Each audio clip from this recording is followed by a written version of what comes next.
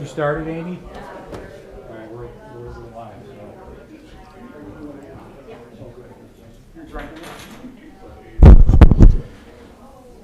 All right, folks, we're going to go ahead and get started here in a couple minutes.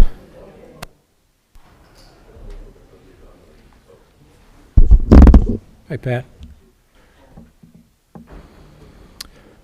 All right, first of all, I'd like to thank everybody here for coming out tonight. I'm Steve Flores, the police chief here in St. John.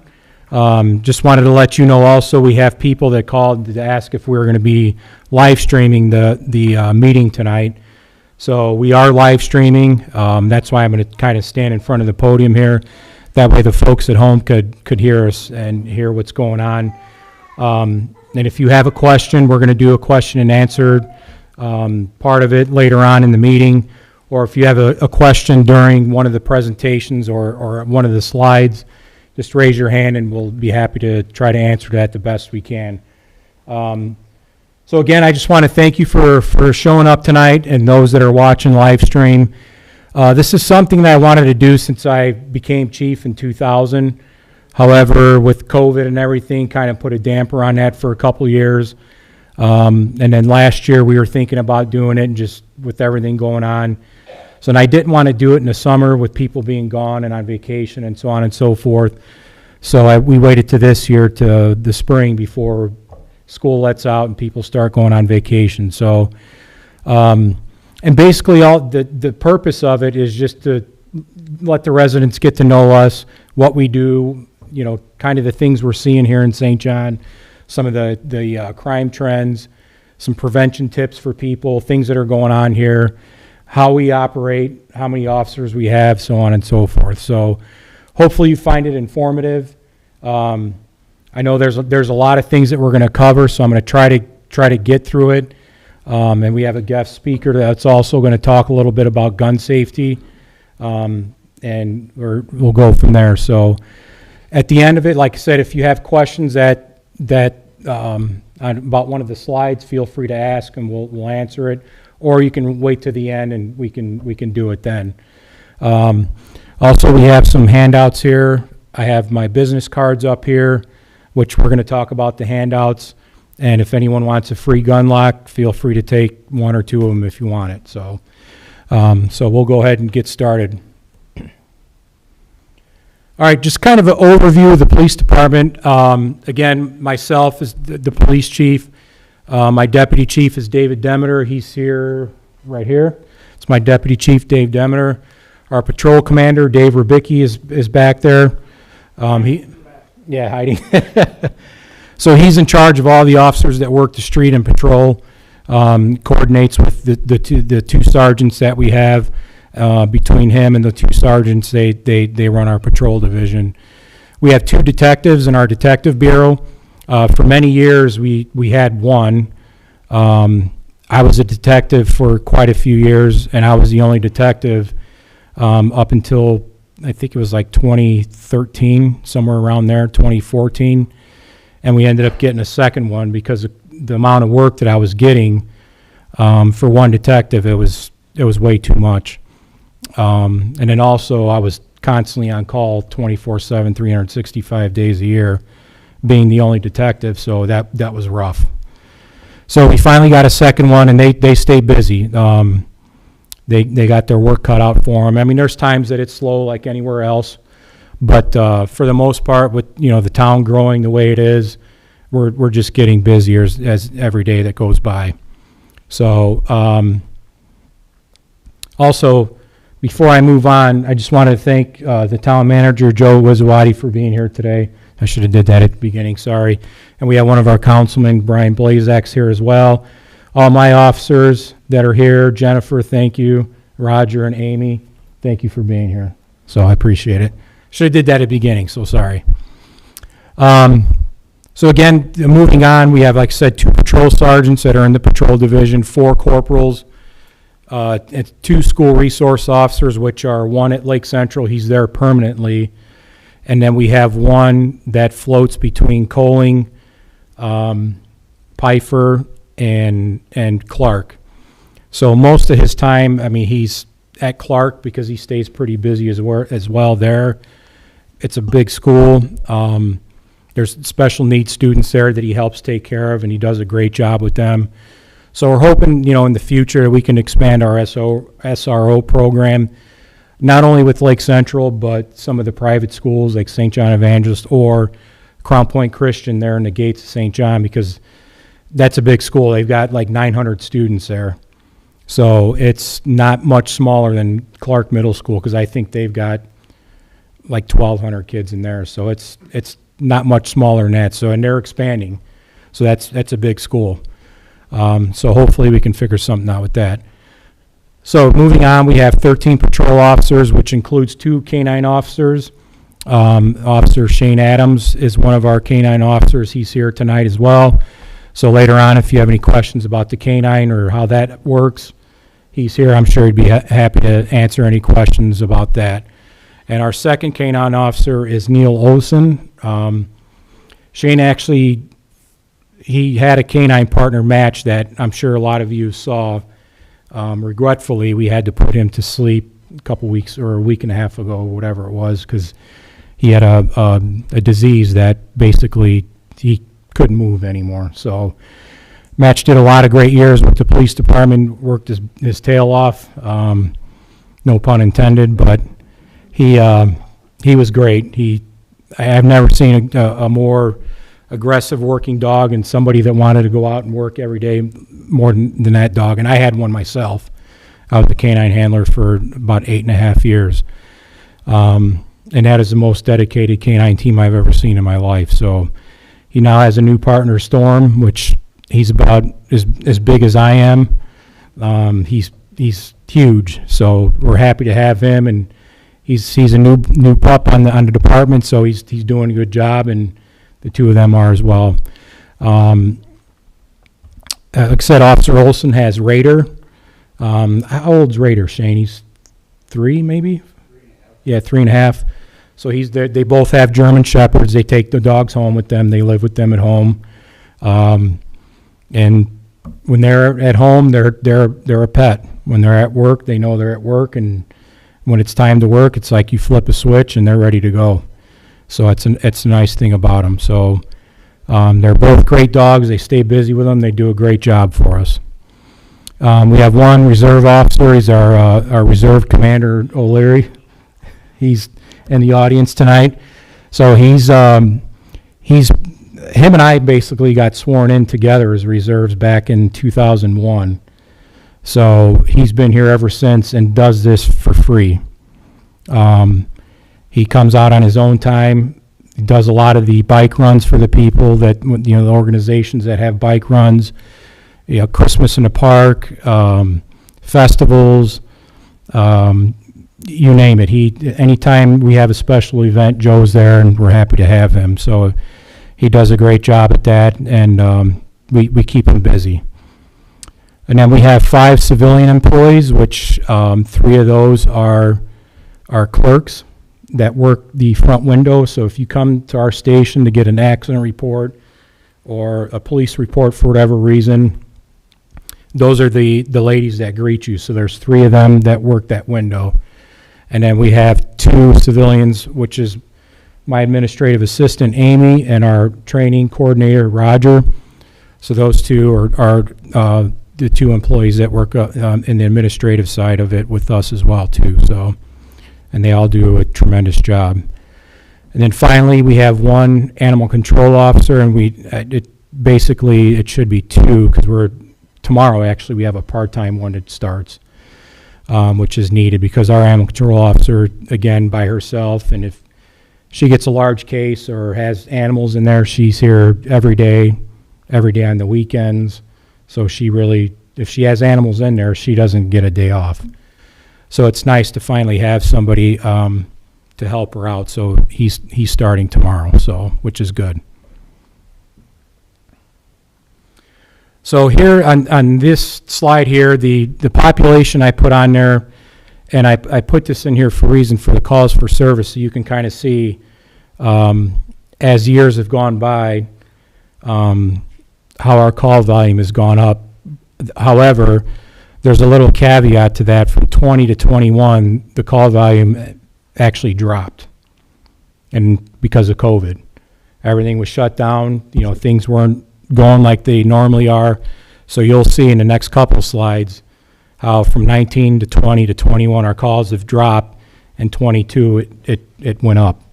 So and obviously this year it'll probably go up from there. So when I started here, I know a lot of you folks have been living here in town for a long time, and I started here in 2001. The population was probably about 8,000, somewhere in there. So I would say we're probably closer about 22,000. So it's growing fast, and the geography part of it that we cover is getting larger. To get to one end of town from the other at 4:30 in the afternoon, it's a nightmare, as you all know. Even for us, if you're going lights and sirens, it takes a while. So it's exciting to be part of that growth. However, that brings some challenges for us, but we're maintaining and getting by, and hopefully we can grow with that. So here you can see 2019 and 2020 calls for service. This is absolutely everything that we do. So whether it's a car accident, traffic stop, ordinance violations, theft reports, you name it, damaged property reports, whatever the case may be, this is everything that we do. So if you look in 2019, we had 14,038 calls for service calls for that year. In 2020, when COVID started, you'll see the little bit of a drop there, 13,013.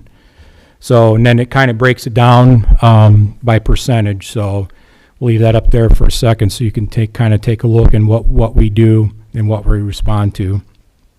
I'll just kind of go through them real quick so you kind of get an idea what it is. Fire and EMS calls, obviously that's, if the fire department gets called, we go to assist with them. The next one, citizen assist, if somebody's car breaks down or something like that, that's what that is.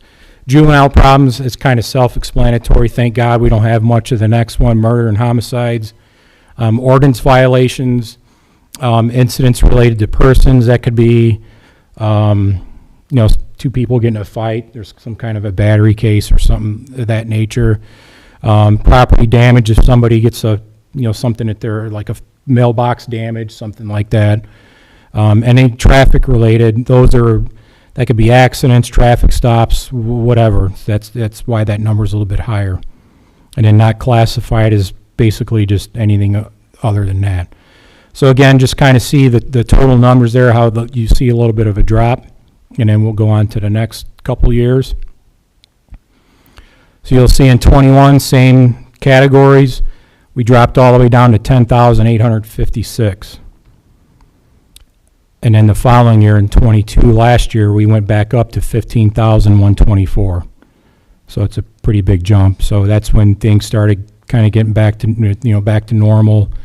We didn't have all those COVID restrictions and so on and so forth. So we anticipate, again, with the growth that we have, that number is going to be even higher in 23. So, all right. Any questions on that?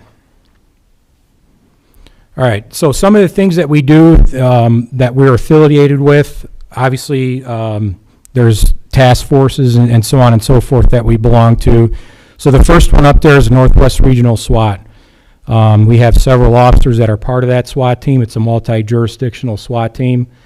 So it's basically, I may miss one or two of them, but it's us, Cherville, Dyer, Cedar Lake, Crown Point, Griffith, Highland, Munster, Lake Station, Hobart.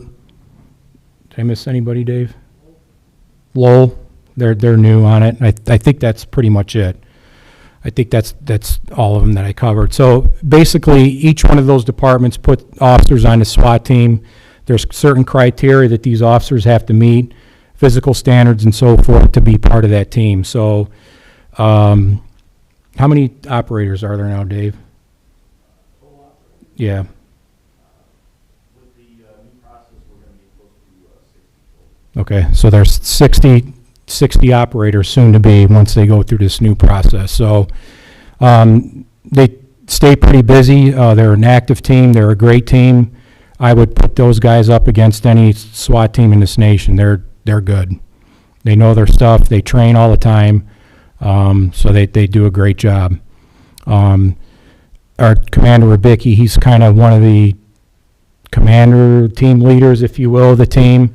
We also have one of our other officers that's one of the assistant commanders of the team.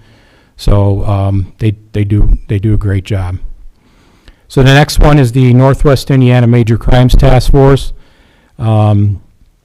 which basically is pretty much all the same agencies that I mentioned, but in addition to several others as well too. So that if there's a homicide or any kind of a major crime, that team gets paged out, and detectives from basically all over Lake and Porter counties, for the most part, show up and assist with the investigation of whatever the case is. So typically, if they get paged out, you'll have anywhere from 20 to 30 detectives that show up to a homicide case, which it seems like it's overkill, but it's not.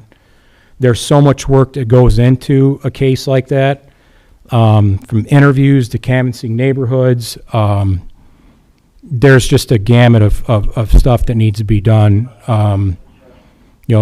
Scene preserving the scene. They also do paperwork as far as search warrants and so on and so forth. So there's a lot. So the next one is the DUI and seatbelt task force that we do, and that's part of the Indiana Criminal Justice Institute. So they also do stop arm violations for school buses now. So that's something new that we've done the last couple of years.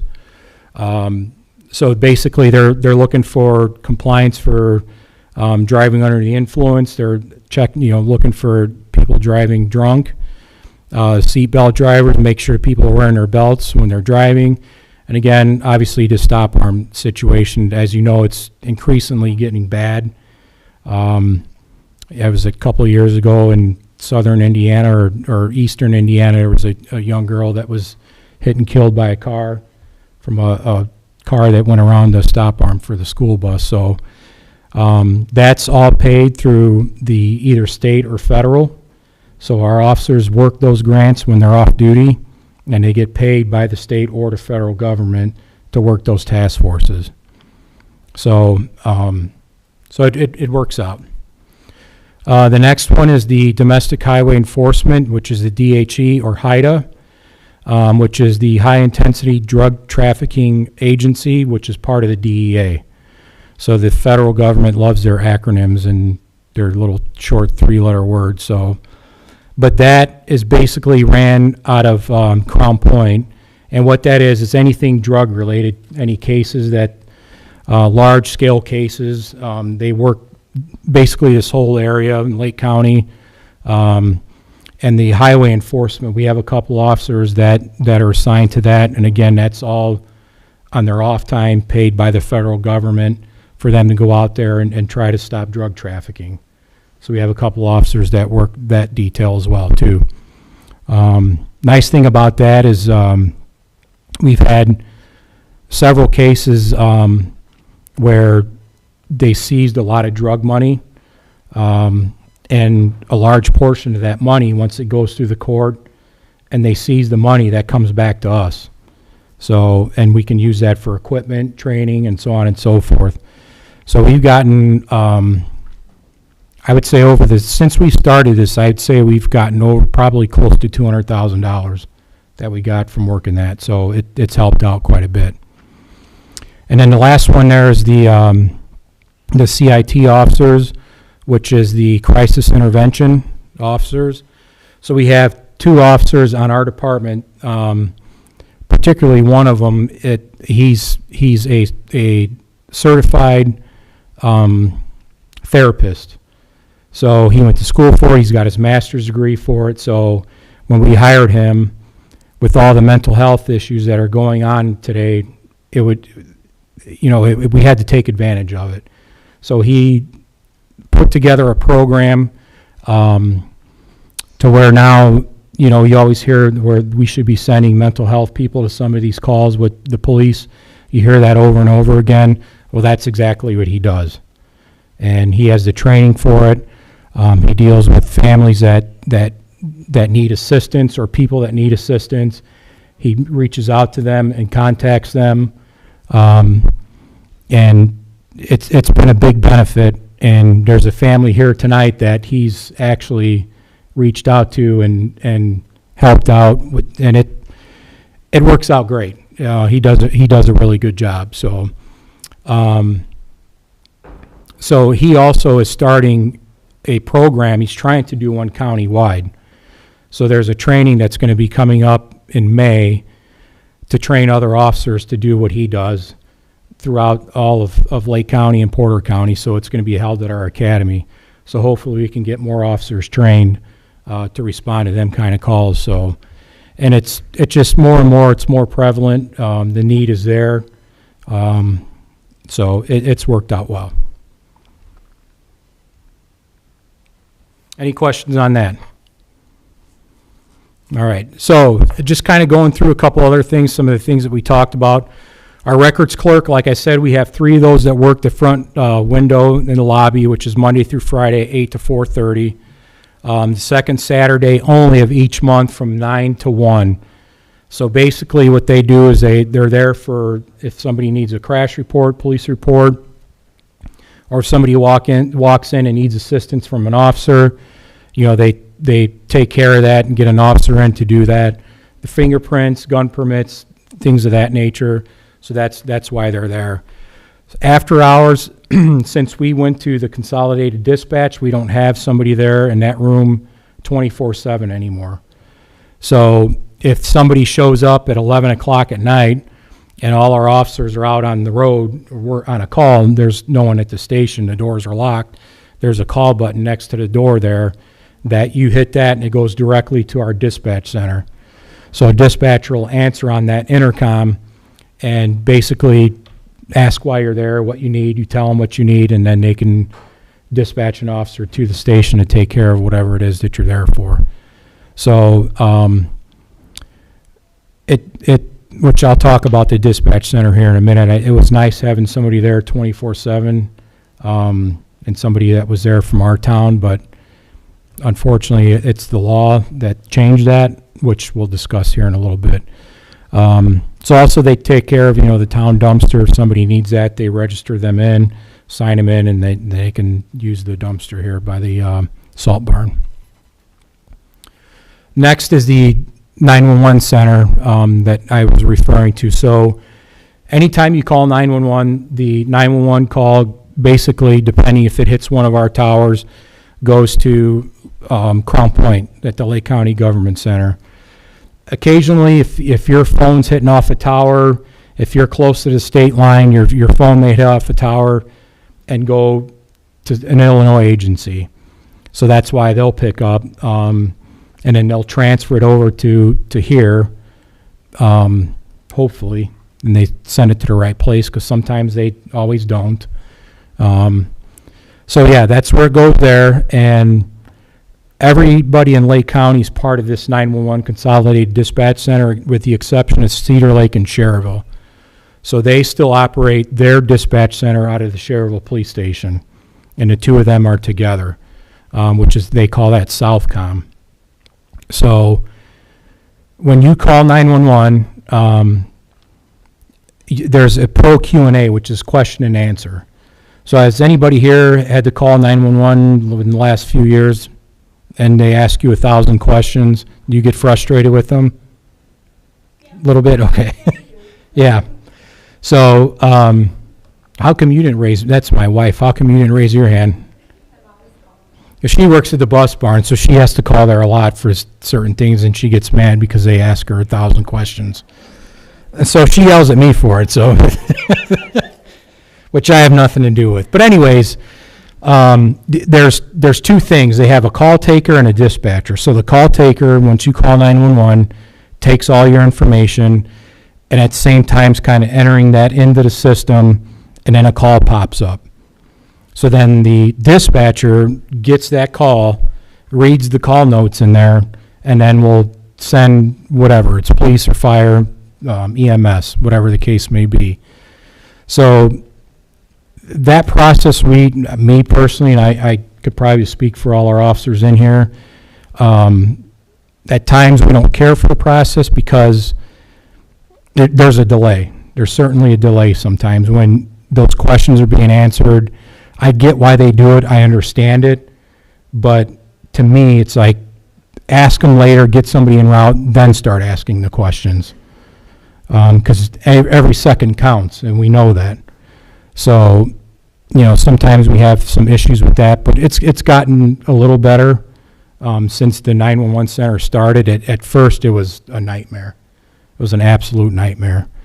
But it's definitely gotten better. And again, just like everyone else, there's room for improvement.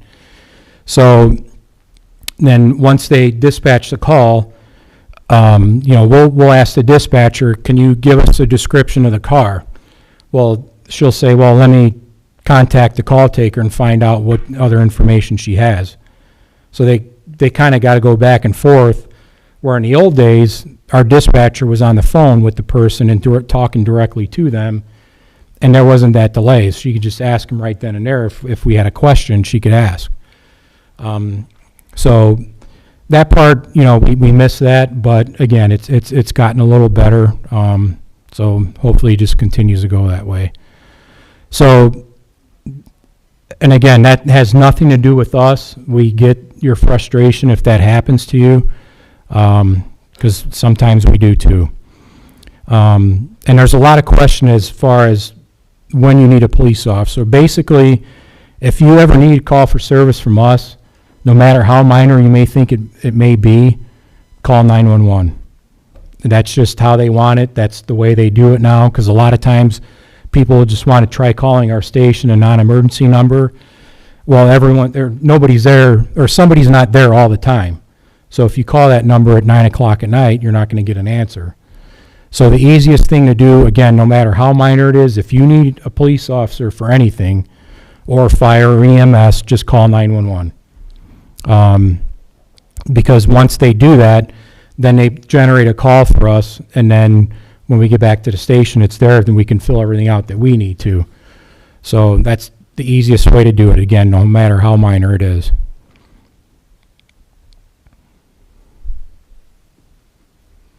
Any questions on 911 or how that works or operates?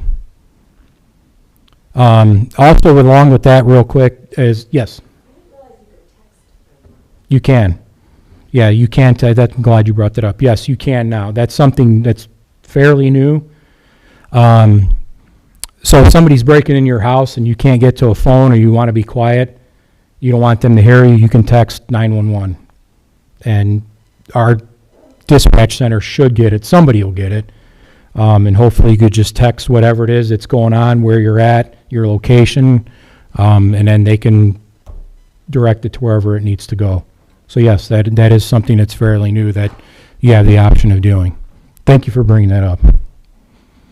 Any other questions on that? The technology part of it for us, it's decent. There are some spots that we have problems with, like the high school. If we walk in there with our portables, they don't work in a lot of the places inside the school, which is an issue for us, or fire department for that matter too. But that's something that's being worked on. The new technology out there that they're getting ready to implement. So when we walk into the high school, it'll connect automatically to the Wi-Fi through that signal, and then our radios will work. So we got purchased some new radios that have the capability of doing that. There's just a couple other things that need to happen to make that work, and hopefully that'll be taken care of soon. So hopefully that solves that problem. Just some crime prevention tips that I want to go over, because that's a lot of questions we get sometimes as far as safety, what's going on in town, and so on and so forth. So a couple things we do is the 9 p.m. routine. Roger, our training coordinator, he does all of our, he's also our public information officer. So he does a great job of basically, he puts something out on all our social media pages every night, pretty much at 9 o'clock, warning you to check your garage, check your car, take all the valuables out. Don't leave anything in plain sight, because even in here, there's, especially during the summer months, we get people that are going around the neighborhoods at 2 o'clock in the morning, checking cars that are unlocked and taking anything out of them that they can. So that's something that we do quite often as far as that message. So again, just make sure you do that. And our officers are good too at night. They'll drive around the neighborhoods, and if they see your garage door open, we'll try to make contact so you can shut your door so it's not left open all night. Exterior lights, make sure you keep the exterior lights on, front of your house, back of your house. Obviously, it deters crime and deters people from being around your property. Again, like I said, lock your doors and windows, remove all your valuables from your cars. This is another one, your garage door openers. I'm sure a lot of you just leave it on your sun visor and it's sitting out in your driveway. We've had a couple of times where people have, gotten in an unlocked car and hit the garage door, walked in. In fact, there was a case several years ago in Lake Hills where this was the case where the person walked into the house, went into the kitchen. This was in the middle of the night, and the gentleman was sleeping on a couch in the living room, and this person's walking around his house 5 feet from him and takes his wife's purse off the counter, grabs the keys to their car and steals the car, and we found it in Chicago a couple days later. But we found him through DNA and charged him and arrested him, so it was a good case. So things like that do happen, even though we're here in St. John, and it's a good community, it's a safe community. We still see stuff like that here, so you can never be too cautious. The mail and newspapers, that's kind of goes without saying. If you're on vacation, make sure if you have a family member or neighbors, take your mail or your newspapers. That way, it's not sitting out there and people can tell that you're not home.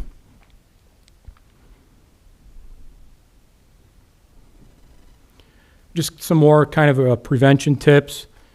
Lock it, light it, hide it, remove it, close it, and report it. You'll be surprised how many times that when we take reports of thefts or whatever the case may be, we'll be sitting there talking to the complainant, whatever's going on, and a neighbor will come up and say, I saw a car parked out here last night.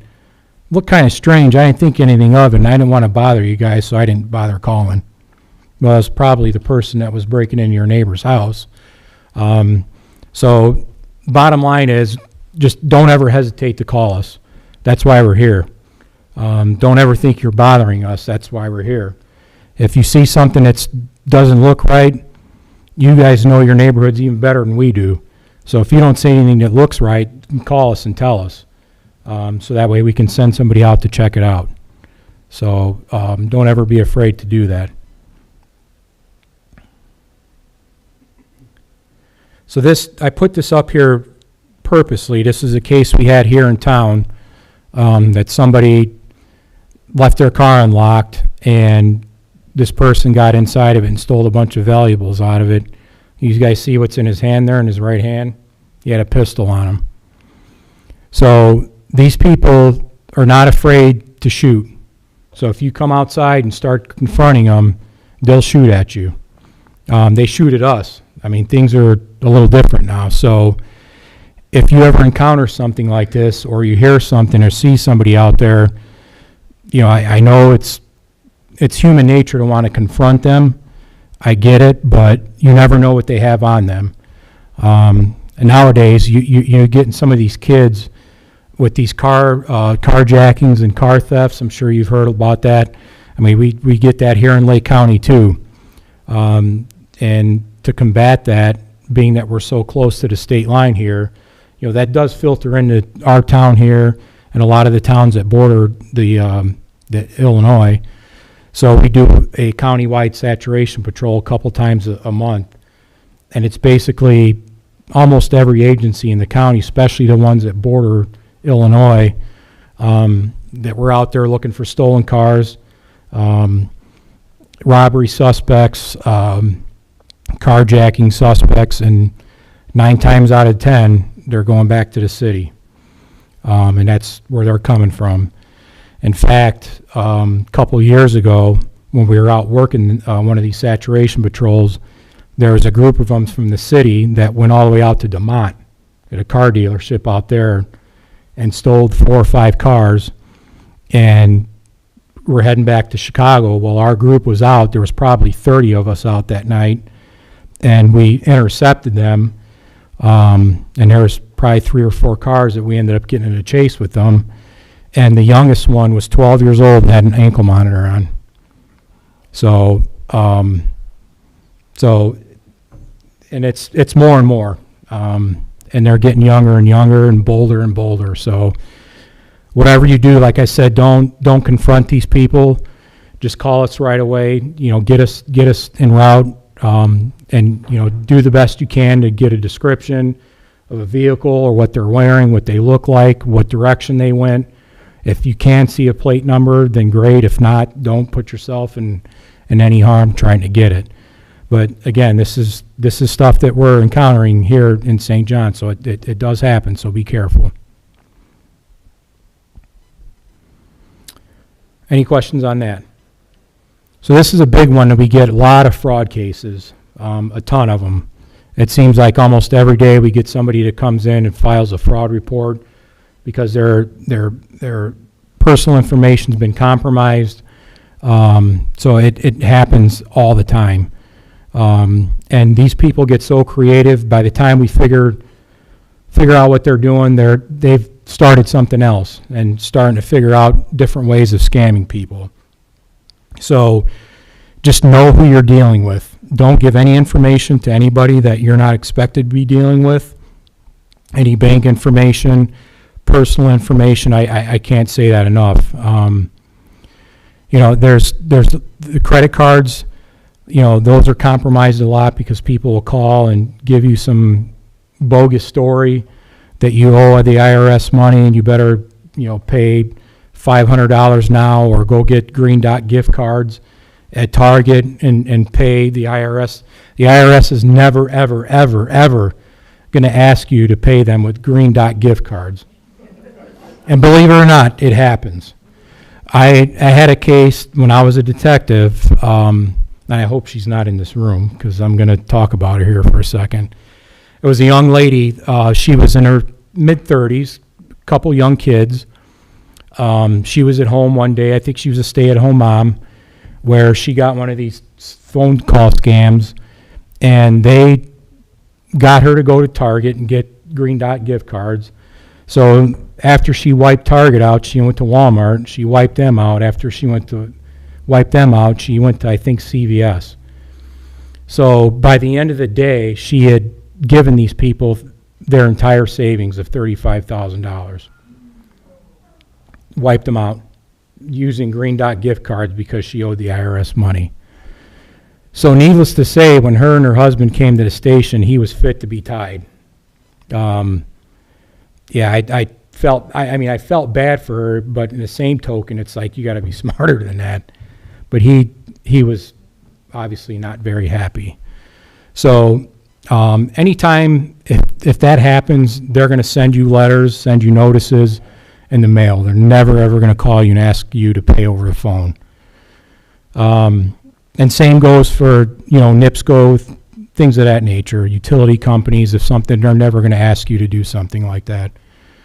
And again, online, especially elderly folks, sometimes they're vulnerable on the phone, and because they don't want to cause any problems, they don't want any trouble, so they're easily manipulated to do stuff like this very easily. So again, if you have folks at home, your neighbors, talk to them about it too. And again, just don't give any information out unless you know who you're dealing with 100%. Again, be cautious about any unsolicited emails or phone calls. easiest thing to do, like I do at home and we do at home, if you don't know who it is, I don't answer it. If it's that important, leave me a message and I'll call you back. So that's the safest way to play it.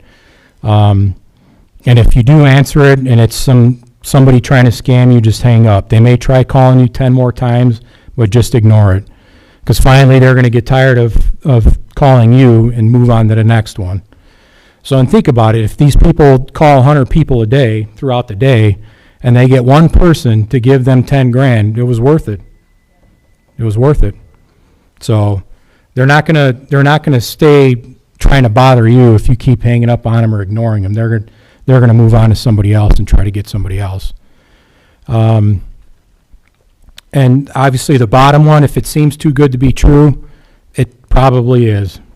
So ignore it. So I can't say it any better than that.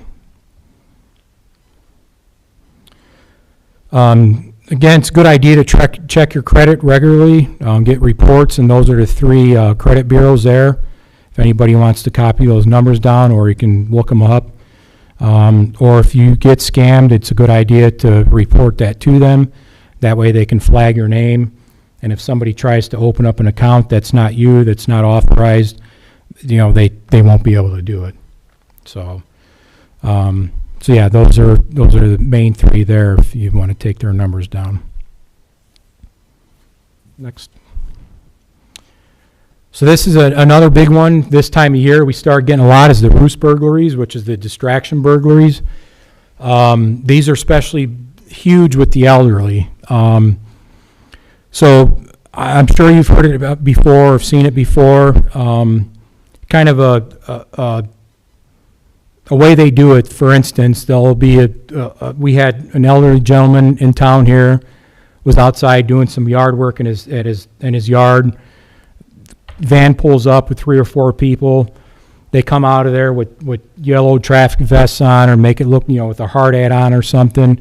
Come up to him and said, "Hey, we work for NIPSCO and we're doing some work in your neighbor's yard. And the work we have to do is it kind of borders your yard, and I want to show you what we're doing in your backyard. So if you want to take a walk back there with me, let's go back there so I can show you what we're going to do." So he did, and the other 2 or 3 people that this guy's with, while they're in the backyard, they go through the front door, the garage, and just ransack the house and take anything valuable that they can. So, and 9 times out of 10, they have little 2-way radios on them, and so they can communicate with each other. So if for some reason the person wants to go back in the house, they'll radio the people that are inside to warn them, "Hey, get out, they're coming back." And a lot of times we get these, they're described as Hispanic looking, and a lot of times they think they're speaking Spanish,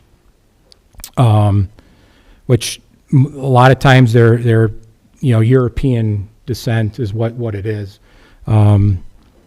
So that's a telltale sign.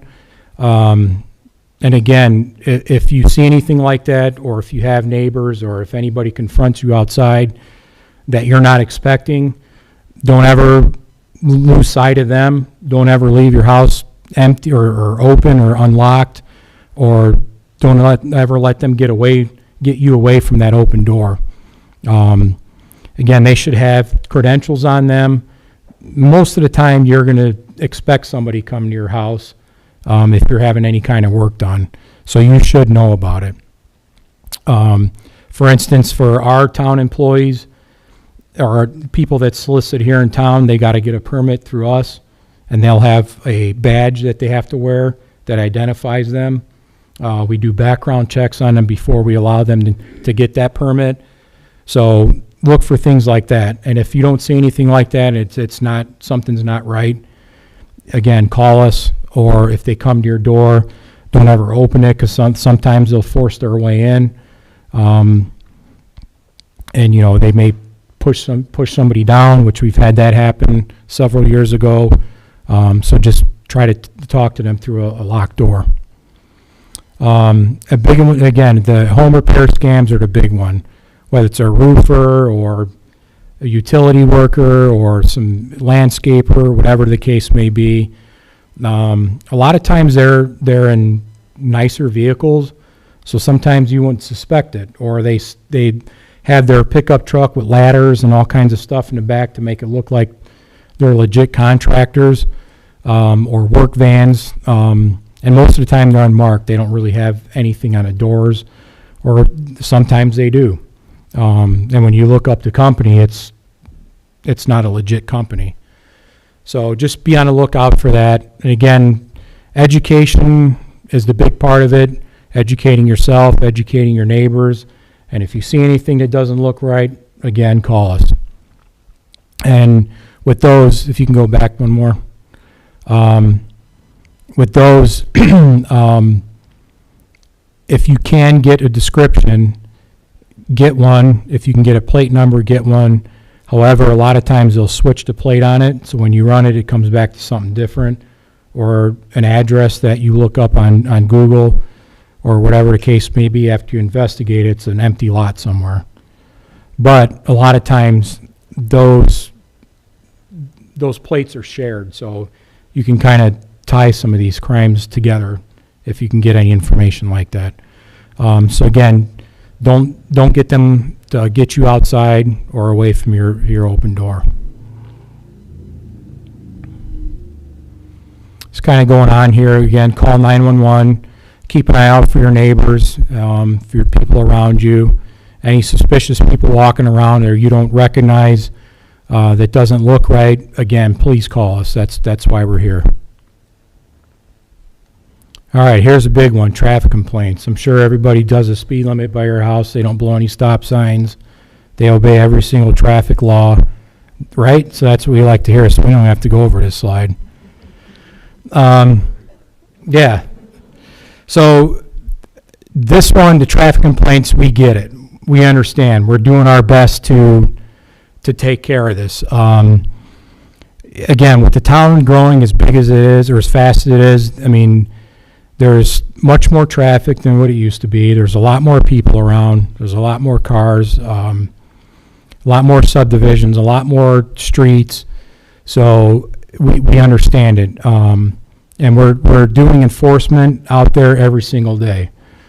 So a lot of times you'll get people that complain about speeding, which I'm not saying there are, but my neighbor's a perfect example. We were sitting outside one day, and he said, that car's got to be doing 60, or something like that. So I took my radar gun and activated it. I'm like, how fast do you think he was going? It's got to be 60. It was like 35. So they look like it's going a lot faster than what it actually is, but the guy was speeding. So if it's a problem, and it's a continuous problem, which is everywhere, we understand that. But if it's above the norm, obviously we want to know about that and try to do everything we can to take care of that. Again, we try to do our best to be everywhere, but we can't be everywhere all the time. And unfortunately, I wish we could. Our officers, when they're out working, they're trying to take care of these situations at the same time answering calls for service. So they're trying to get, some traffic enforcement in between answering calls and so on and so forth. So we do the best we can to get out there. If you have an area that is a huge problem, please let us know. Our traffic officer, Daryl Schaefer, he's here somewhere, isn't he? Okay. He's here. So if you call our station, just ask for the traffic officer. He can do a traffic analysis, especially like for stop signs. A lot of times people say, hey, we need a stop sign here. These cars are speeding. The problem is what people don't understand is stop signs don't slow people down. And scientifically and studies show that it does not slow people down. It actually does the opposite. It makes them drive faster. Because if you get a stop sign, now you got a stop sign in the middle of your street, they have to slow down, and then they're going to speed up to gain that time that they just lost by having to stop, or they're going to blow the stop sign. So that's kind of a lot of times people say, put a stop sign there, it'll slow them down. That doesn't work. That's not why stop signs are put there. So if there is a location that we get a lot of complaints and there are suggestions made that stop signs need to be put in, he will go out and do an analysis on it. And if the town has a traffic study prior to the subdivision being built, we'll pull those as well too and see what the traffic engineers suggested. And if it becomes a huge issue, you know, and after he does his study, we'll put one in, depending on the situation. But there are times where people say, I need one, and he goes out and does a survey, and out of 30 cars, say the speed limit now in the neighborhoods is 25. It used to be 20. It was raised to 25 because it's the state law. So if he gets 30 cars that go through there, you'd be surprised the average speed is 24.5 miles an hour out of the 30 that went through there. Yeah, there's some outliers in there where you get some that are going faster, but the average speed is basically, normally, it's right around the speed limit of the cars that go through there. But again, we'll take a look at it. We'll do everything we can to put one in if it justifies it. The traffic congestion, obviously, right now at 93rd, the project that's going in, or that started here at the intersection, that's going to be, you know, it's going to be a nightmare for a little while. But once it's done, it'll be nice. I mean, it's definitely needed. But that's one thing about, you know, traffic and construction. You know, a lot of people want the change, but when it happens, it's, you know, people complain about the construction that's going on. But we'll get through it. I mean, it's going to be a pain for us too, because obviously we have to respond right where it's going on. So some of the intersections we have problems with is like 231 in Parrish, 231 in Klein. Joliet and 41 used to be a problem until they put that center divider in, which has helped out quite a bit. But like 231 in Parrish, we get crashes there constantly because you get cars going east and west at that intersection, and they want to use that turn lane as a through lane. And when they do that, you know, there's cars turning that they can't see, and they end up crashing each other. So again, if it was up to us, I'm sure the town would have fixed that by now, but that's a state highway, and it's up to the state to take care of that. We've had several meetings with them and talked to them several times about improvements to that intersection. I know they're going to redo that one in Klein, and supposedly supposed to do a roundabout. But even something temporary to alleviate some of those crashes that we're getting.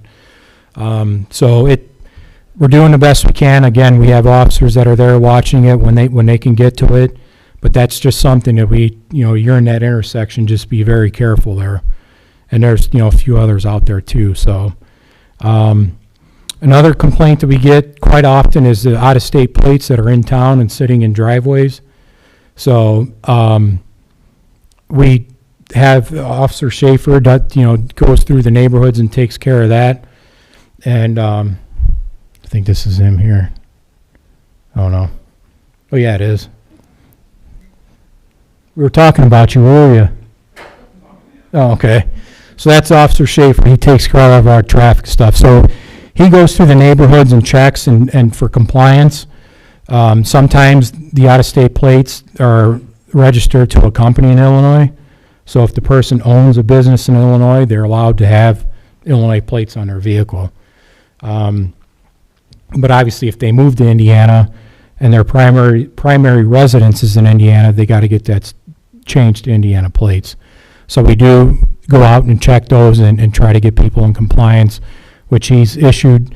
Most of the time, he'll issue warnings first to try to get people to comply, and he's pretty lenient about it. But if you don't change it, he does issue a ticket. So that's something that we go out and do as well. Any questions on traffic complaints? I know there'll be some. Joliet and 41, going that way quite often.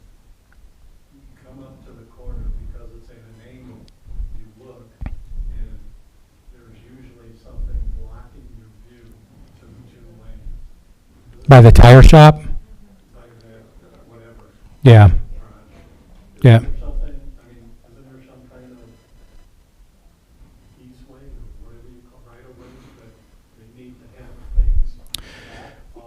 Yeah, I mean, that lane is pretty right up against her property there, and I see where you're coming from. I mean, that's something we could maybe talk to them about, and maybe just kind of back the cars up a little bit so they're not that close to the road. No, you're right. Second thing, Mm-hmm. you mentioned roundabouts, traffic roundabouts, whatever. Some people tend to believe that the yield sign means speed up to get in front of that other guy. Yeah, And we had one just, they weren't gonna stop. right. It was already 2/3 of the way there. Mm-hmm. It seems that there needs to be more education. You're right. Not a lot of people here are used to those. I mean, you're seeing them more, but, you know, a couple of years ago, you didn't have those around here. You know, you'd go to, you know, southern Indiana, Indianapolis area, they have them all over the place. But here, they really don't. We just came from Indianapolis, north of Indianapolis. Mm-hmm. 2 lanes approaching, I think there was lane markers so that it helped you and signs if you want to go to this street Right, on the left. right. Yeah, a lot of those 2-lane ones are marked, yeah, they do. And they do, believe it or not, they do reduce the amount of accidents at intersections, they do. And they work. I wasn't a big fan of them when they first got them because I had somebody, an older lady, and I felt bad for her coming the opposite way and almost hit me head on, the one in Cherville. But she just didn't know. I mean, it's probably her first time ever going through it, and that roundabout was fairly new, so, but you're right, it's education, so. We're not complaining about it. No, I get it. No, We were in Italy and they have 3-lane ones and we stood there for half an hour watching and people would actually park in the roundabout and go into the store and come out. Other people kept right on going. don't give anybody any ideas. Don't forget you're live streaming. That didn't happen, did it? No, I didn't think so. Yeah. But no, you're right. I mean, I think it's education is one of the big things that people are not used to it. Yes, sir. Before you get off the top, Mhm. I've noticed a kind of a trend, not necessarily a good trend, is on, I appreciate all the improvements, the turn lanes and everything's been a ton of work, it's great. You guys do an awesome job.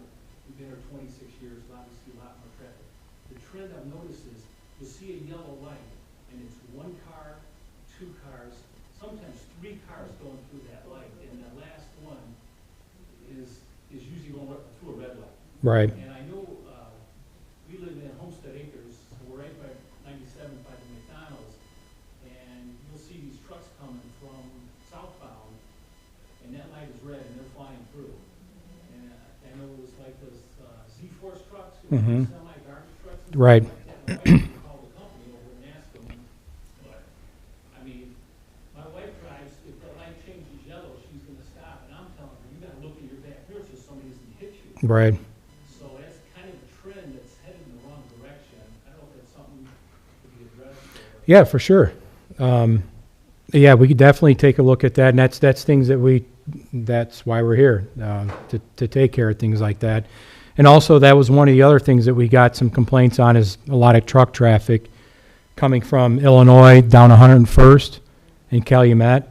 A lot of semis coming through there, probably, you know, trying to get through, avoiding 80, 94, whatever the case may be, to get towards 65. So we are addressing that. Several of our officers have been out there writing tickets for that, so you're right. Daryl, did you want to say something?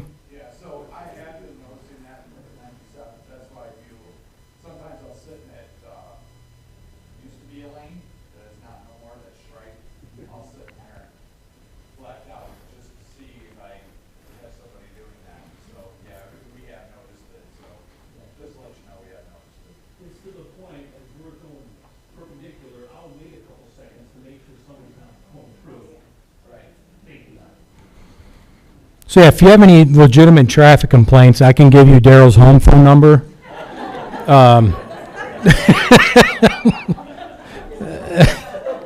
Yeah. No, but honestly, seriously, if you have any legit traffic complaints, call us and let us know. Let Officer Schaefer know, and then that way he can put the word out between him and, our patrol commander and our supervisors, put the word out so the officers go out there and address it, which they do. I mean, you put them on a task, they're like pit bulls, they go out there and do what they can. So would be more than happy to take care of those and look into them. Any more traffic stuff? Because I know that's a hot topic here in town before we move on. Okay. The school SROs, obviously, like I said earlier, they're at Lake Central full-time. There's 5 in the Lake Central Corporation. So there's 2 St. John officers, 2 Dyer, no, there's only 1 Dyer officer now, and 1 Cherville, I'm sorry. So there's 4. And there used to be 2 Dyer. But Corporal Patrick, I don't know, many of you may know him, he just retired. So we have 2, Cherville has 1, and Dyer has 1. So they do a great job. They're a great team. They do a lot of work with the schools, with the kids. They do a lot of educational aspects of it as well, too, for the kids. So there's a lot of things that they do, and with the kids is a big thing. With these phones, that they're a nightmare with these kids now. The things that they put on them, and especially at such a young age too. It's like I don't know. But anyways, just encourage kids, grandkids, whatever it is that have phones. Like that one little picture, it says, "Think before you post." Basically, think about what you're putting out there, because once you put it out there, you're never going to get it back. And I don't care how much you delete things, it's always there. Somebody always has it. So, and again, it's education for the kids. And the SROs do address that with the kids. And they talk about that in school. But, it can never be said enough. The vaping is another big thing with the young kids now. Contrary to what the manufacturers want people to believe, it is unhealthy for kids, and those are some of the things that are issues with it: the nicotine addiction, coughing, chest pain, so on and so forth. The heart rate goes up, stomach problems, nausea. So again, that's another big issue that we see with kids. The vape cartridges with THC in it or marijuana, we see a lot of that with middle-aged and or middle school and high school kids. And then that picture there in the center, obviously there's a big problem with the opioid addiction, not only in this area but across the country. And as you see there, people that are addicted to alcohol are 2 times more likely to use heroin, which that's an opioid. The marijuana is 3 times, cocaine's 15 times, and pills is 40 times more likely to use heroin. Again, overdoses, we just got an email today from the coroner's office, and they keep track of all the overdose deaths that they record there, and there's a list this long. I mean, it's for this year, just this year alone. So it's an issue. We do our best to get people the help that they need, because again, jail's not always the answer for these people. You can put them in there, and a day or 2 later they're out doing the same thing. So that's where our CIT officer comes into play. He helps these people at least try to get them the treatment that they need. The biggest problem that we have in this state, which I've testified down at the State House recently over several times, is we don't have anywhere to put these people, facilities, because they closed all the mental health facilities for these people, and a lot of them are crying for help. It just, there's nowhere to take them. If you take them to Dyer, the hospital there, their biggest goal is to get them in and out as quick as they can. And they're not given the help that they need. So you take them to jail, that's not going to fix the problem. So we need facilities to accommodate these people, or we can take these people to, And again, that's where Officer Wortman, our CIT officer, him and his group are trying to advocate for that, as well as the police chiefs all through Lake County, for mental health. And there is a bill that's in the House now, I'm sorry, it passed the House, I think the Senate has it now, where there's several $1 million that's supposed to be allocated towards mental health. So it's supposed to be pretty significant. Hopefully it helps us out, and hopefully somewhere down the road that we can get a facility to help these people out, because it's a problem. And again, you know, we're not doctors, but if we can do anything to help them out and get them the actual help that they need, that's what we're going to do. So that's our goal. Any questions on that? Brian? Are we seeing any kind of fentanyl overflow up here? Is it, I'm sure it's around. Oh, yeah. Is it hitting us hard here? These officers make arrests constantly with people that are carrying it. I didn't know how you classified it when you were talking. Yeah. So they obviously have to be very careful with that, because any little exposure, it can kill them. Exactly. And so they have to be extremely cautious when they're dealing with that. And if they do, they have something that they suspect that may be fentanyl, they treat it very delicately, number one. And number two, the Schererville Police Department has a machine that they take the drugs over to them, and we share it between the Tri-Town area. And basically you just hold whatever it is, the substance, up to this machine, and it tells you what it is. That way you don't have to, take it out or handle it. Yeah. So it works pretty well, and they've used it quite often. Just with our department, I can't imagine, between the 3 towns how many times it's been used. Excuse me. But yes, we see it constantly, unfortunately. Marijuana, we see it, we still see it a lot, but the heroin and the fentanyl is quite often. So that's just kind of a vision statement for our crisis intervention team, basically what they're there for: a person experiencing mental health and or substance use disorder crisis will receive a safe and empathetic response and access to care with a focus on recovery. So that's basically their mission. Not only do they try to help out, again, like I had mentioned, the person in need, they try to help the family out as too, because it's just as taxing it is on them as it is the people, because sometimes the family's kind of on their wits' end. They don't know what to do. They don't know which avenue to take, but there is help out there. They just got to be directed and taken to where they need to go. All right. So this part, this is the Be Smart. We're getting into the gun safety aspect of it. There's probably a few more slides after these. But before we move on, is there any questions about what we talked about before, the drugs and alcohol? Yeah, you did have a question. I'm sorry. Yes, sir. Something you said earlier about your radios not working in the school. Is that a problem, that there's an issue like has been going around the country? Yes, it is. Gonna take care of it? So- And we're trying. We're definitely trying. So, like I said, we purchased a couple radios for them that have that Wi-Fi capability. However, the dispatch center, there's some software updates that they have to do to be able to make that work, which I was told today, in fact, that my Deputy Chief Demeter has been working with the company we purchased the radios from, with our dispatch center.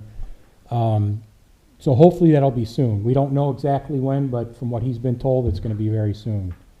And I'm glad you brought that up, because it kind of falls into what we're going to get into next with gun safety. So I'm going to answer your question, and I'll get to yours in just a second. So I'm sure all of you knew, back in September of last year, we had that big incident in Lake Central where it was called in as an active shooter. So that was probably, thank God nobody was hurt, but that was probably the best training that we could have ever gotten without it being an actual situation. And we experienced a lot, and we learned a heck of a lot, way more. We did learn, obviously, which we already knew, our radios are paperweights most of the time inside that school. We tried to convince the school to put repeaters inside. That way our radios will work. But to outfit that school and for our radios to work is about $500,000. So obviously that's kind of out of the question. We did have officers that were inside the school paired up with SROs because they have their own school radios in there, which those do work. So sometimes we were able to communicate with them. Another thing that we learned is the cell phone towers were just jammed because everyone's trying to get on the phone. All the kids were trying to call their parents, parents trying to call their kids. So we couldn't even make phone calls. But luckily, we were able to manage and able to make it work the best we could. But again, it's something that we learned that we got to fix for sure. We've had several meetings on it, several different vendors that came out with different equipment that can be purchased. But ultimately, I think these radios, once this software update happens, I think that's going to help tremendously. We're going to be able to communicate. So, ma'am? I wanted to slightly answer that. Since September, last September, I was hoping you could tell us what is the active shooter response, not only for high school, but for elementary and middle school. Is there one in place? And are we sure that people are going to go with it? I'm glad you asked that question. Two things.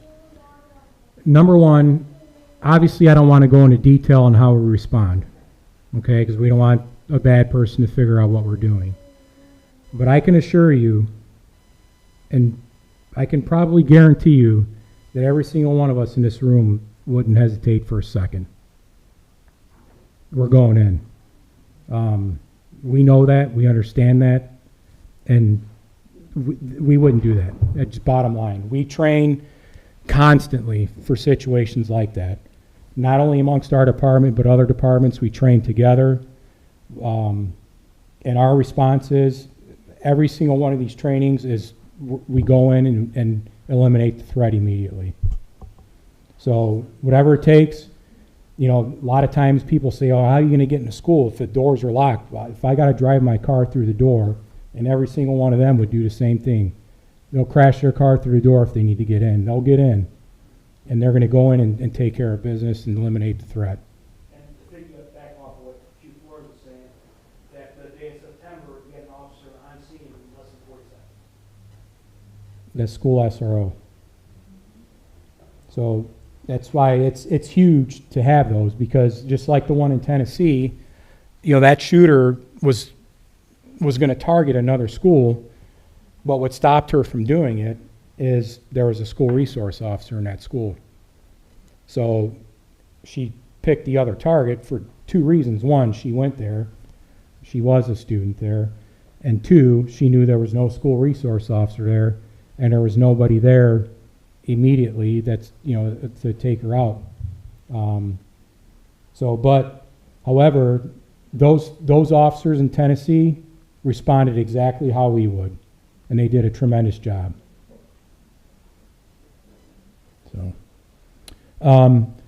So going on here, I'm going to introduce Stephanie Kelly. She's part of the Be Smart organization. So this goes along with some gun safety stuff. Once she's done with her slides, I want to talk a little bit more about the active shooter situations and kind of what you should do if you're caught in a situation like that. So, Stephanie, I'll turn it over to you. And thank you for being part of it. I appreciate it. Thank you so much. All right. Okay.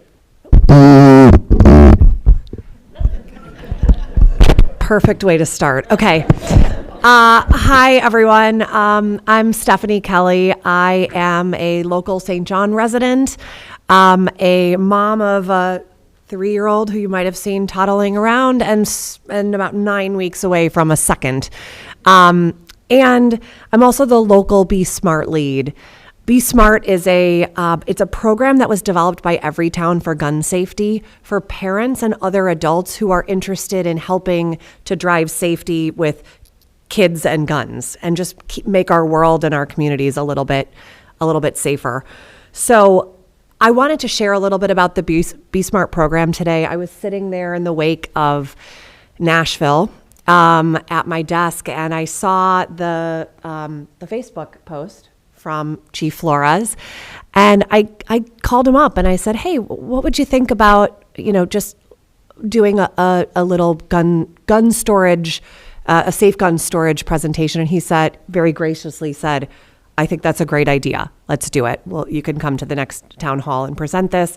And I also have gun locks that I'll hand out. And so it was just such a wonderful thing. And thank you so much for being so open to this. You're welcome. So Be Smart is grounded in 3 principles. The first one is that we want all kids to grow up happy and healthy. The second one is all of us have the right to decide how to protect our homes, families, and communities, and that includes whether or not to have a gun in our house. So this is not an anti-gun effort. This is about making homes and situations with guns as safe as humanly possible so that our kids don't get a hold of them and hurt themselves or each other. And then the third principle is that if we can prevent even one child gun death or injury, it's our responsibility to do so. So it's a heartbreaking and somewhat shocking fact that in the U.S., firearms are the leading cause of death among children under the age of 18. That's more than any disease. It's more than car accidents. And it's a total of about 1,800 children every year, which is about an average of 5 every day. The intention of this program is to educate people on what we can all do to lessen that number so that it doesn't happen, hopefully, nearly as often. So with the S, we'll start there. Pretty simple. It's secure all the guns in your homes and vehicles. There's about 13 million households with children that contain at least one gun, and studies show that the majority of children in those homes actually know where the gun is stored. So there's an awareness of it. There's a knowledge of where it lives in the house, and so that puts the responsibility on the adults in the home to make sure that the guns are stored as safely and securely as possible. That means they're not only inaccessible, but if possible, they're stored without the ammunition inside. And just a reminder here that hiding a gun is not quite the same as securing it or making sure that it's inaccessible. M is about modeling responsible behavior for kids. So this can be everything from preventing unauthorized access to a firearm to talking to your kids on a regular basis about gun safety. Once is great, or once is good. Multiple times, keeping a regular conversation is even better. It's teaching them not to touch a gun if they come across one, whether it's real or a pretend one. It doesn't really matter. It's sort of like, let's just set that standard right there. Giving them the tools to get out of a dangerous situation if they find them in one, and alerting an adult if that does happen. A is an interesting one. This is about asking and starting to practice asking people about the presence and the storage of guns in their homes. Now, this can be really uncomfortable. It's not something people are used to asking about, but I think about all the things that we talk about when our kids are going to play at their friend's house. We talk about what allergies they have, whether there's a pool, if they're going to be, watching movies or having screen time. And we don't often talk about if there's presence of guns in the home or what kind of storage or security those guns are under. So I have a slide coming up next, and there's also a wonderful handout over there that actually gives you really simple and helpful ways to actually say, hey, here's how to start that conversation in a way that doesn't feel quite so awkward or uncomfortable. I found it to be very helpful. R is about recognizing the role of guns in suicide. So I'm sure many of you have heard that the rate of high school students considering suicide has skyrocketed in recent years, just given the state of our world. And an access to a gun can mean the difference between life and death. So if you or if you know a loved one who is in distress, you might want to consider temporarily removing that firearm from the household, just so that they don't do anything rash. And I'm sure Chief Flores or one of the other officers here can give you some really helpful tips on what to do with that so that it stays safe if you do remove it from your house. You can also dial 988. That's the suicide hotline that is now shifted away from where it used to be. And finally, T, this is probably the simplest one, but maybe the most powerful in this group, is just talking to people about being smart and being as secure and safe as possible with the firearms and the guns that we have in our homes or that our friends and family do as well.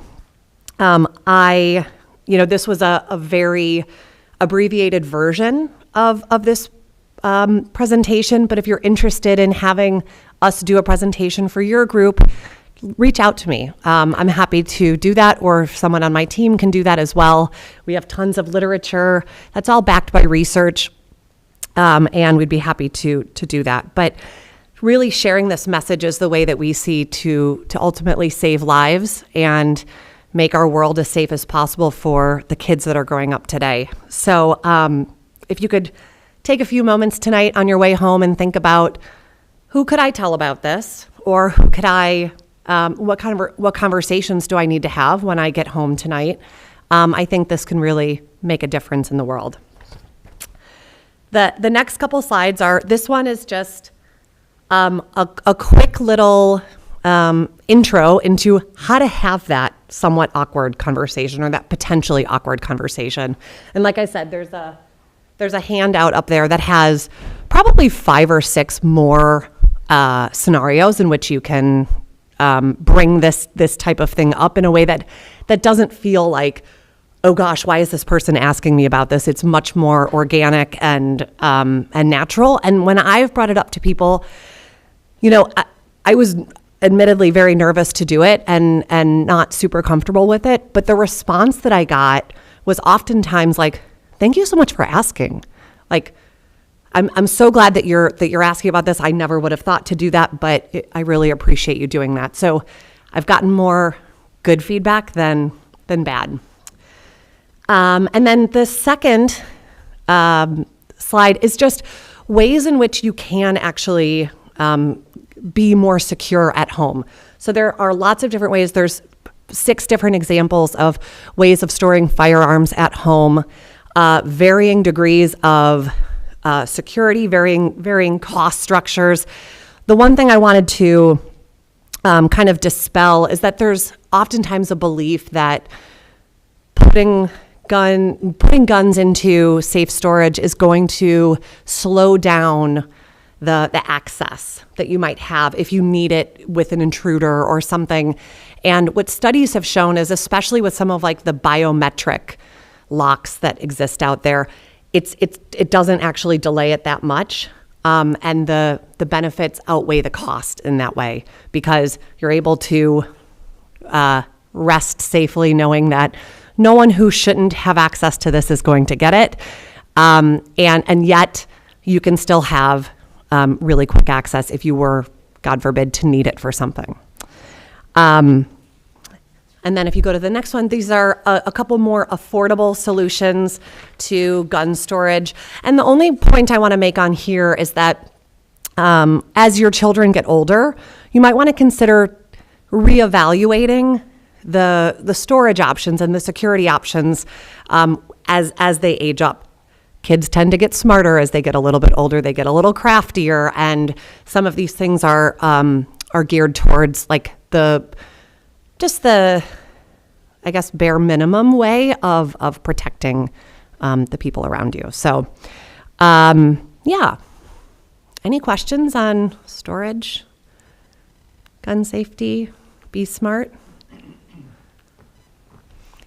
If you'd like to reach out for more information, or if you have any other questions, you can email me, stephanie.a.kelly@gmail.com. You can also text SMART to 64433, or go to the website. There's tons of resources on there. Be Smart for Kids, all spelled out, .org. So thank you so much. And if anybody needs this information later on, feel free to call us and we can get that to you.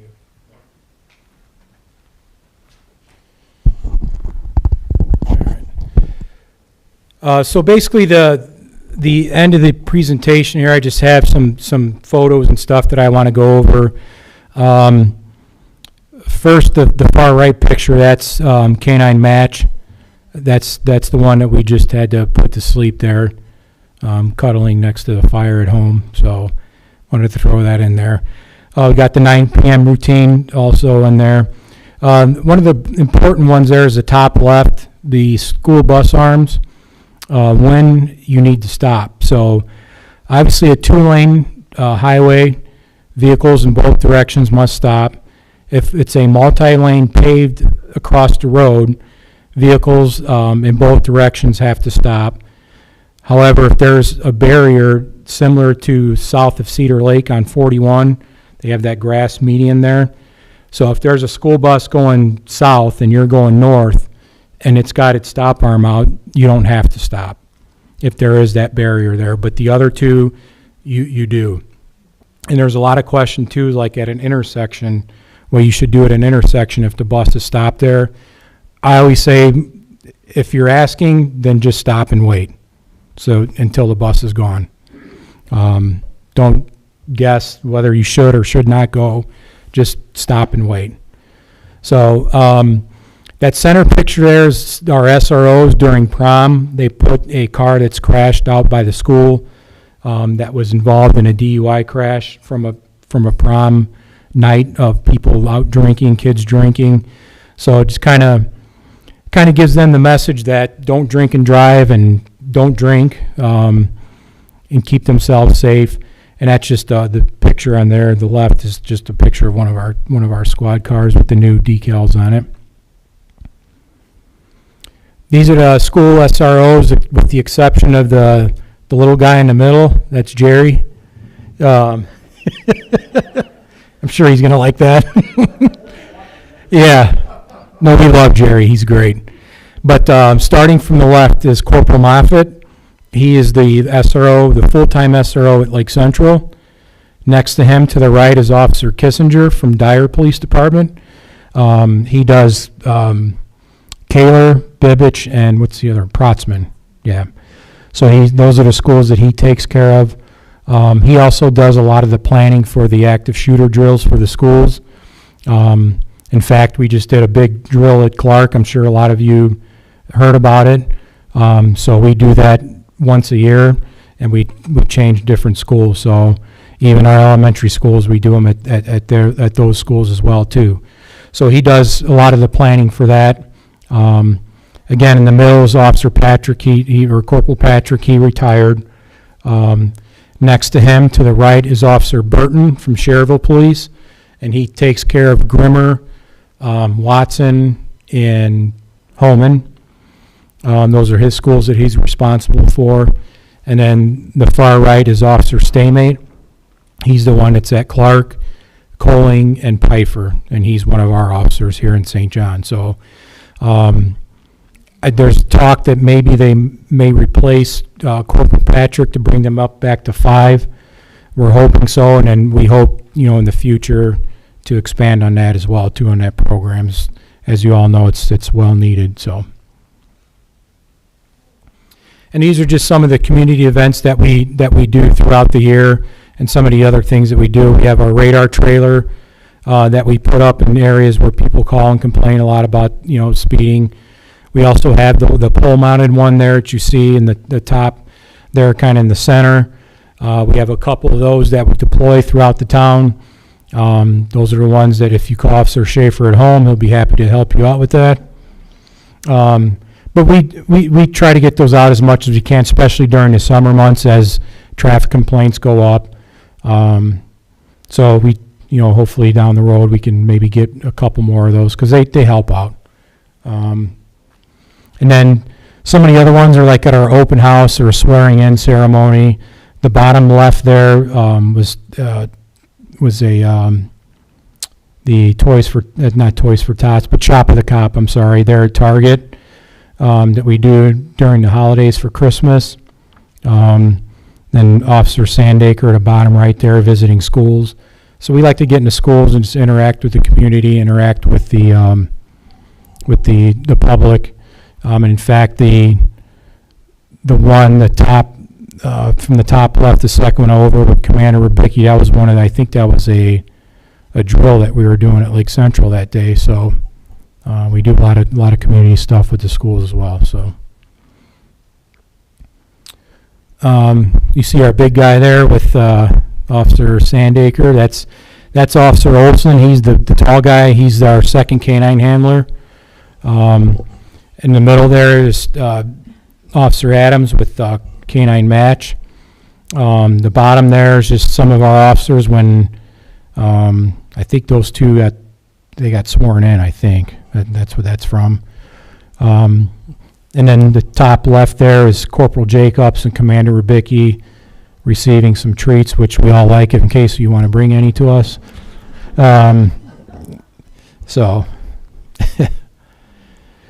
And then these are just some of the other events we do. The top left there is our open house. That's one of our SWAT vehicles, the MRAP, with one of our squads.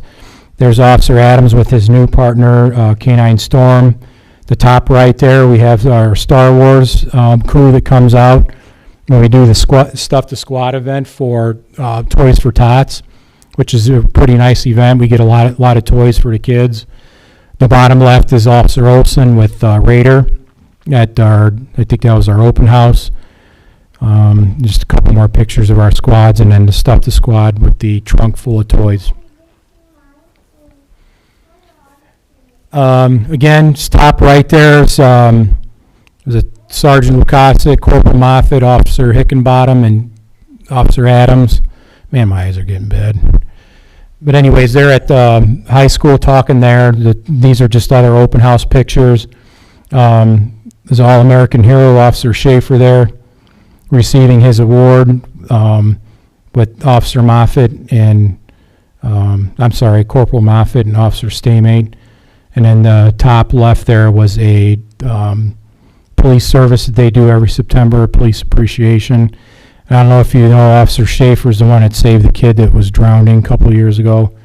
He was recognized 400 times for that, which well-deserved. Yeah. Yeah. Yeah, he saved a kid on vacation, too, just the other day, or a couple weeks ago. But before we open it up for question and answer, it's the last two that I want to kind of touch on. Marshal James Larimer, I'm not sure if many of you know the story on him. On February 20th, 1971, he was our town marshal here.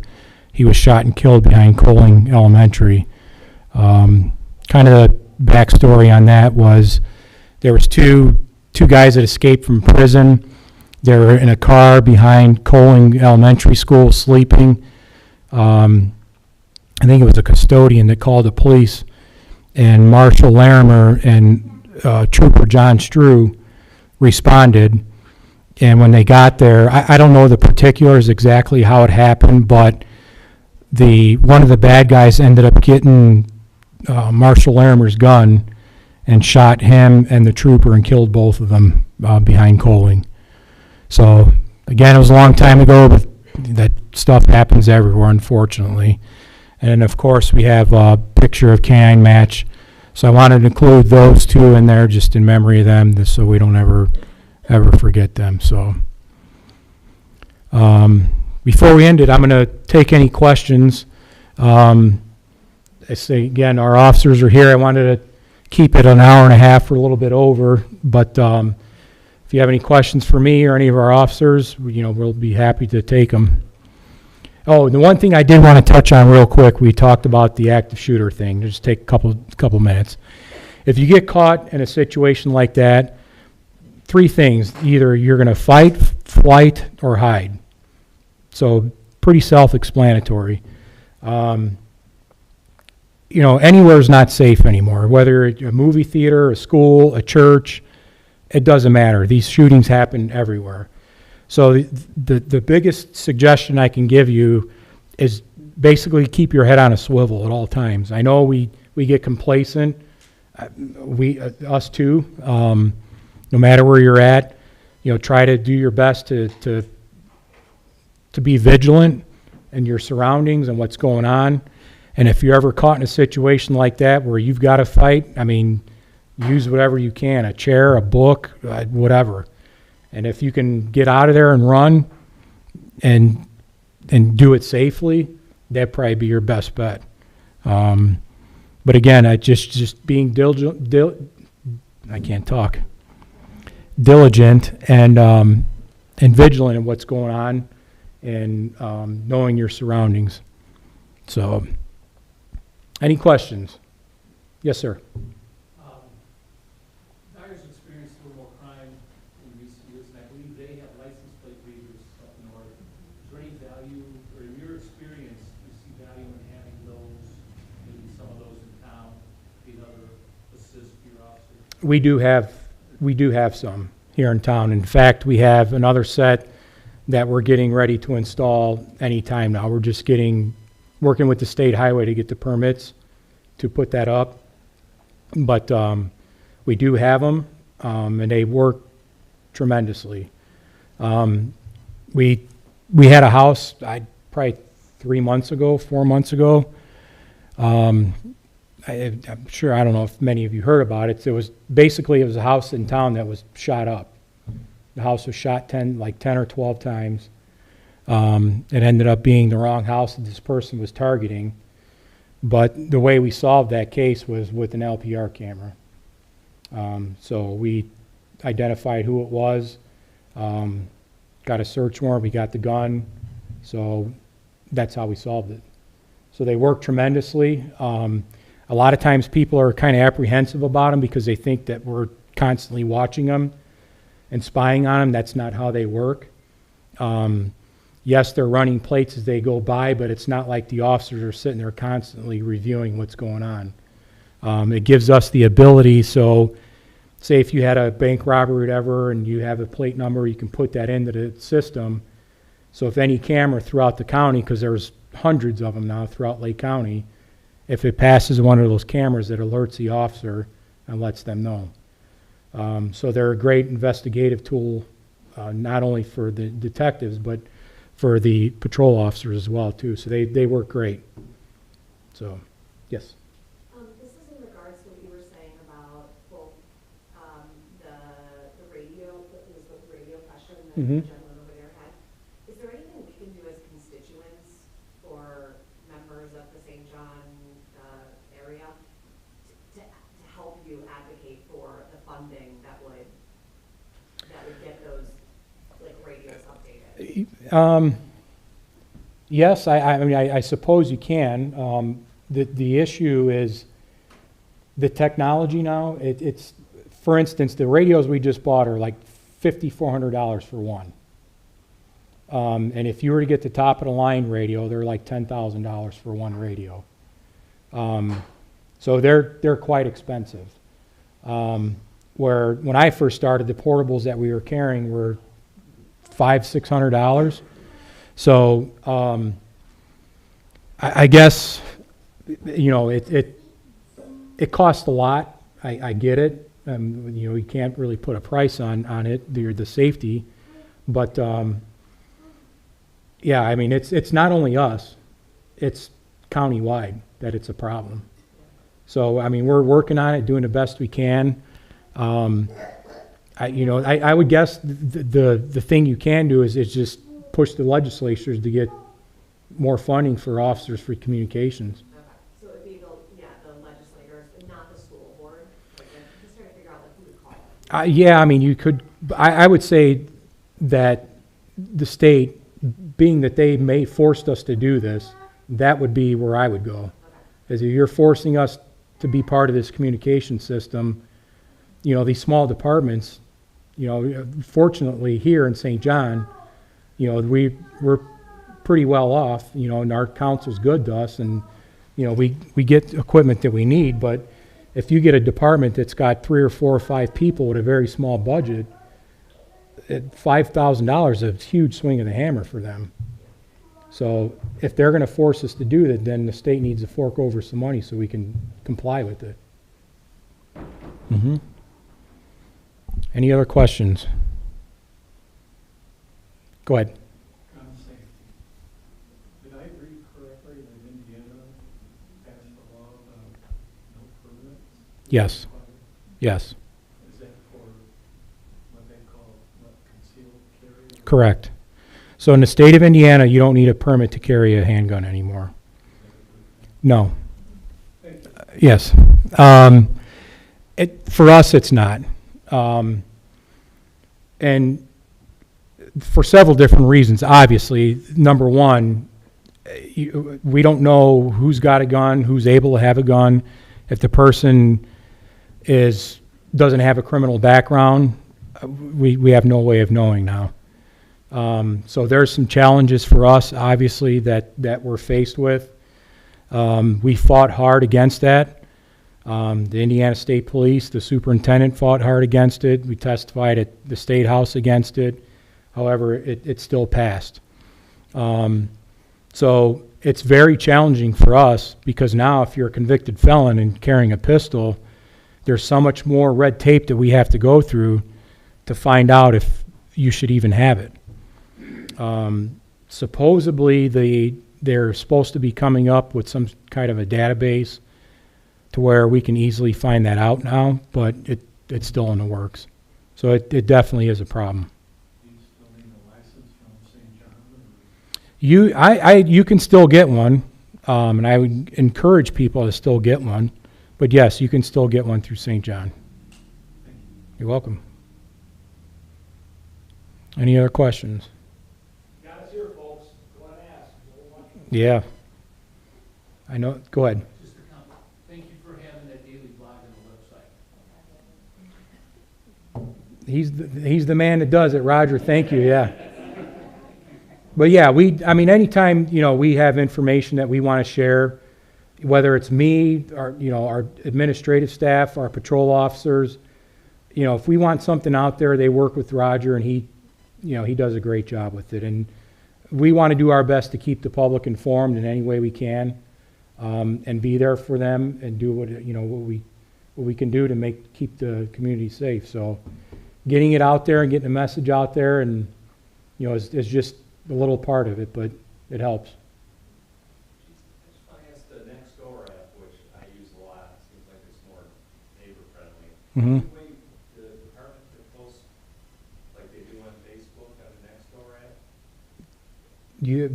You have access to that, right? We do, yes. Yeah. I know we do that. We do the Ring doorbell, Facebook, obviously. You know, the town's website we put information on, but yeah, we can do that. Yep. You're not going to ask me any questions? Hey, Chief. Chief Flores. Just want to say thank you to Chief Flores, his staff, everyone for putting this town hall meeting on for you.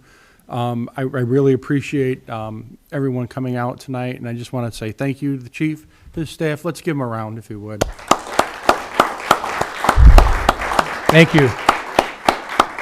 And we also, our clerk treasurer, Beth Hernandez, showed up, so I just want to thank her for coming and being here. So, and thank you, Joe. I appreciate it. And thank you for the kind words, and it's a pleasure.